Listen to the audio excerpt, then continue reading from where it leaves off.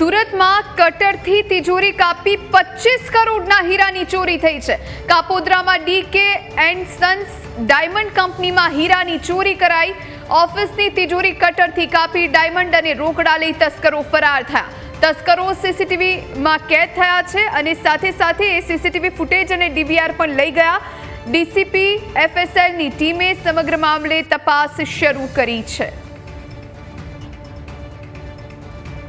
Kapodra police station के विस्तार में खोडियार नगर कपूरवाड़ी के एरिया में डायमंड का एक एक्सपोर्ट इंपोर्ट का इनका बिजनेस था, ऑक्शन करने का बिजनेस था, डीके एंड सन्स नाम का।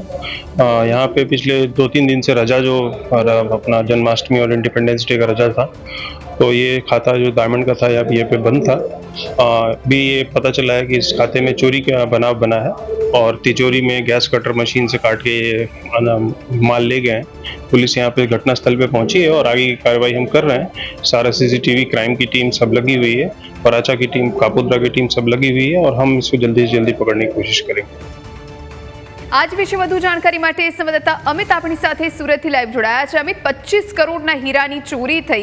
સૌથી પહેલા તો એ જાણીશું કે આ ચોરોની જે આરોપીઓ છે એમની મોડસ ઓપરેન્ડી કઈ રીતની હતી?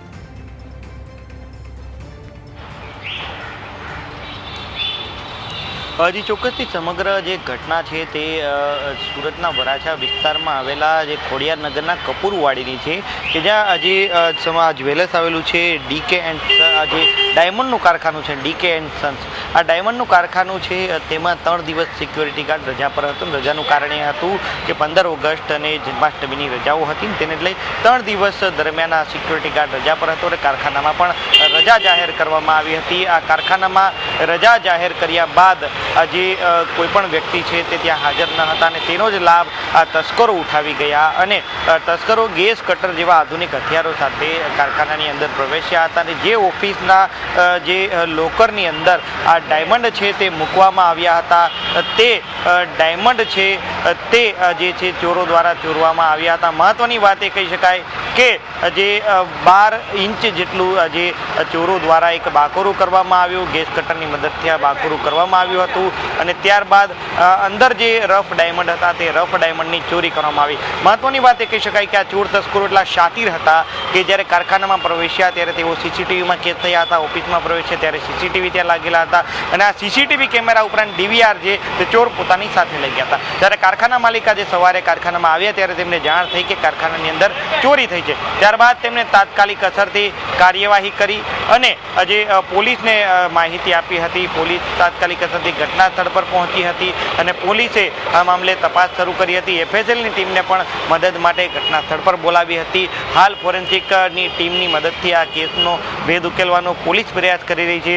મહત્વની વાત છે કે સ્થાનિક પોલીસ સ્ટેશનના પીઆઈ આ ઉપરાંત એસીપી, ડીસીપી સહિતના અધિકારીઓનો કાફલો પણ ઘટના સ્થળે પહોંચ્યો હતો।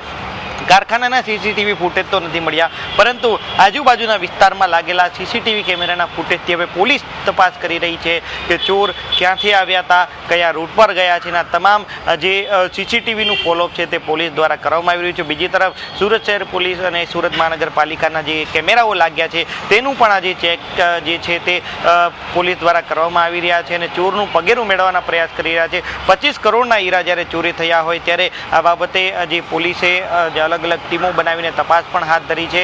મહત્વની વાત એ કહી શકાય કે પોલીસ જે સિક્યોરિટી ગાર્ડની જે ગેરહાજરી બાબતે પણ તપાસ કરશે કે 3 દિવસ સુધી આટલો કરોડોનો માલ કંપનીની અંદર હતો તો 3 દિવસ સિક્યોરિટી ગાર્ડને કેમ રજા આપવામાં આવી, કરોડોનો માલ શા માટે કારખાનાની અંદર રહેવા દેવામાં આવ્યો, આ તમામ પાસાઓ પર પોલીસ હાલ તપાસ કરી રહી છે અને ચોરનું પગેરું મેળવવાના પ્રયાસ છે તે પોલીસ દ્વારા કરવામાં આવી રહ્યા છે।